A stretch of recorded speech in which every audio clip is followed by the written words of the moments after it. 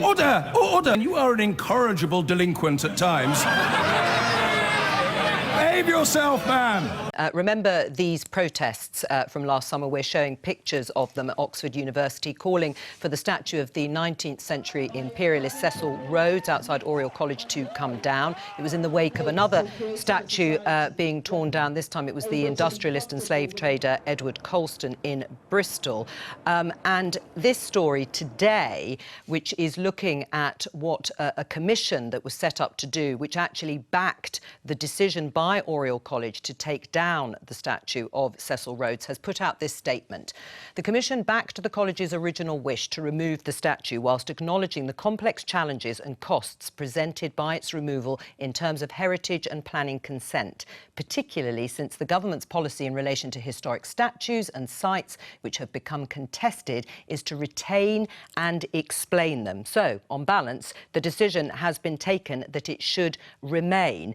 Tom, Oriel College wants the statue to come down. This independent commission agrees and backs that decision. Why should government stand in the way? Well, because this is an independent commission that the college put together, and actually I know one of the members on it, I think, embraced the Colston statue being illegally taken down. So I don't necessarily think this commission is beyond question. But they do back the original decision by Oriel College to bring it down. It's only because, as they say, the cost implications and the fact that it will have to go through the government and the Secretary of State, Robert Jenrick, who says retain and explain. But why should it? I think the vast majority of people in our country do not want to see statue toppling. They do not want to see us going around ransacking our past. Ultimately, this particular Cecil Rhodes was a man of his time, and I think we could, by all means, let's have a debate about him, the man, his, his links to unsavoury aspects of our past. But ultimately, what we can agree is that he was a key figure for that college, and I just don't know what it achieves by toppling his statue. I don't know how it brings people together. I don't know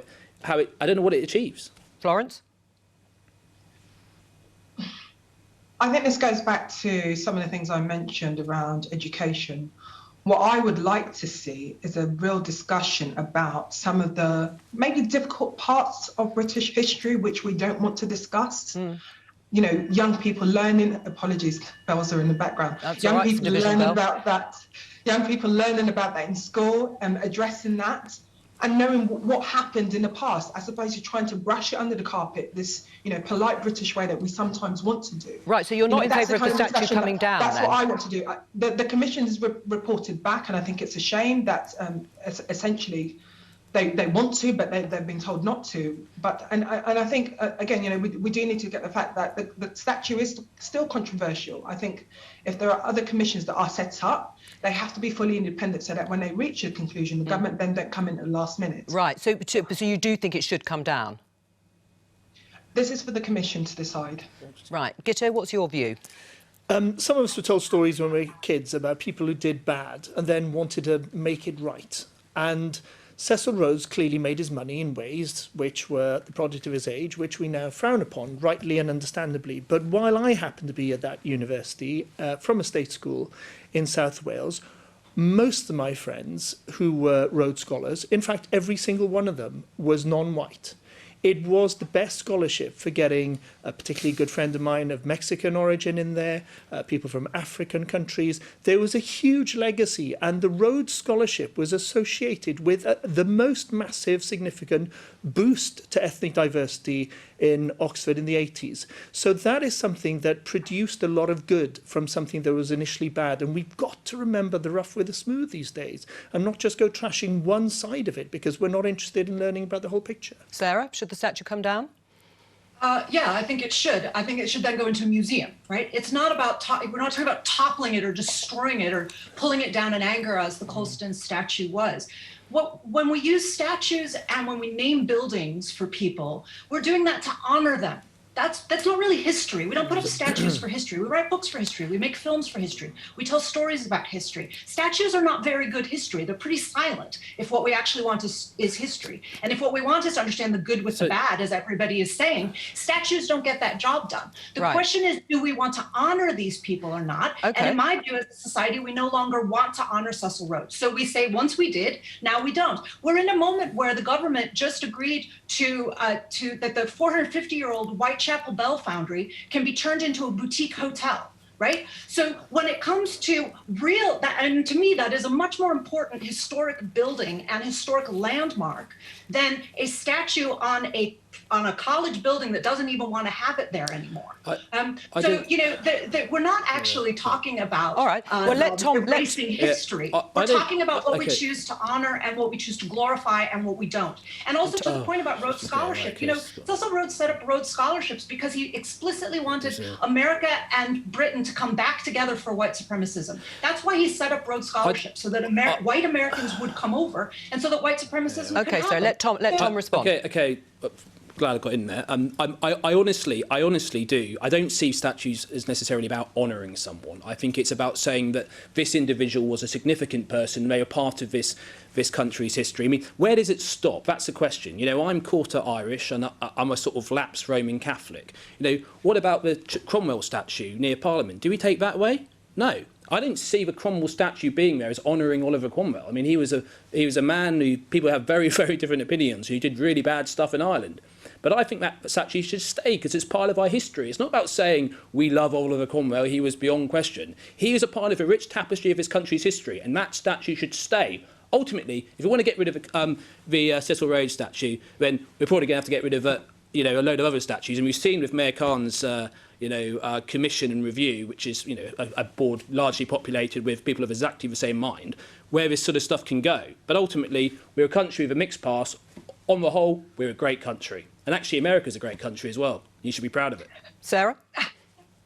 I'm proud of it. There's nothing to do with not being proud of my country. The point is that we can. The point is that, as everybody has been saying, we can talk about the good and the bad, but we can make decisions about who we choose to honor. And I don't agree with you that that's not what statues are for. I think they are. I would still say that I find it remarkable that people want to have this huge argument about the statue of a person who did a lot of bad things while we're talking about a government that has just sold off a huge historic monument that's 450 years old. That statue is actually a fairly recent statue as well. It's not even that historic. Yes, he was an important individual. Nobody's saying we shouldn't, I'm not saying we erase him from the history books. We talk about his role in history. We talk about the good and the bad. We talk about all of the complexity. That's exactly what all historians want to do. But in terms of thinking about the historical infrastructure of our society and what's the built commemorations within it, as I say, to me, it's much more horrifying that we're removing the Whitechapel Bell Foundry. Nobody wants to talk about that. Everybody wants to talk about a stupid statue of Cecil Rhodes. Tom? I don't think we're a nation of statue topplers, and I do agree. I think Mayor Khan should get on with tackling crime, building affordable housing, not messing around with a ridiculous. It's interesting he's got this column now in Yorkshire Post, and he's saying we need less culture wars and less division when he's doing more than any senior politician in the country to promote it. Sarah, a question to you, because you heard Florence say that actually we should abide by the decision of the Commission and therefore leave the statue where it is. Is that strong enough in your mind from Labour? Look, I think I believe in abiding by commissions as well. I mean, you asked me my personal opinion. If it were down to me, I would remove it and put it in a museum. Is it strong enough? Yeah, I think it is, because as I say, I think to a certain extent this whole thing is a bit of a red herring, insofar as it's turned into this, language of statue toppling, which is, meant to be inflammatory, when what a lot of people are just trying to do is to have a more complex conversation about our past. And what the debates about the Cecil Rhodes statue have done has enabled that more complex conversation. It has actually moved the needle pretty significantly, where when it was first suggested, it was absolutely unheard of and nobody would even admit that it was, something that we could consider. And now people are taking that possibility seriously and approaching all of this more thoughtfully, which to my view is really the goal, whether an individual statue stands on a building or doesn't stand on a building. All right. Florence, I just want you to respond to something that Tom said, which is about the board or the commission that's been set up by the London Mayor Sadiq Khan to look at these sorts of subjects. Do you think it was fair that Tom claims it's been stacked with people all of the same mind? I think that's a mischaracterisation of the people on there. All of them applied for that position. They were selected, and they're reviewing the commission is set up by the mayor and the deputy mayor for culture. But we need to look at the fact that those conversations need to be had, and we need to be open about those conversations. But toppling down a statute is not going to address the inequalities and injustice that we are still seeing to a number of black and minority ethnic people in this country. That's what we should be talking about. And no toppling of statues or additional reviews that the government want to keep doing. The data is there. It's glaringly obvious. And we need action from the government in addressing that.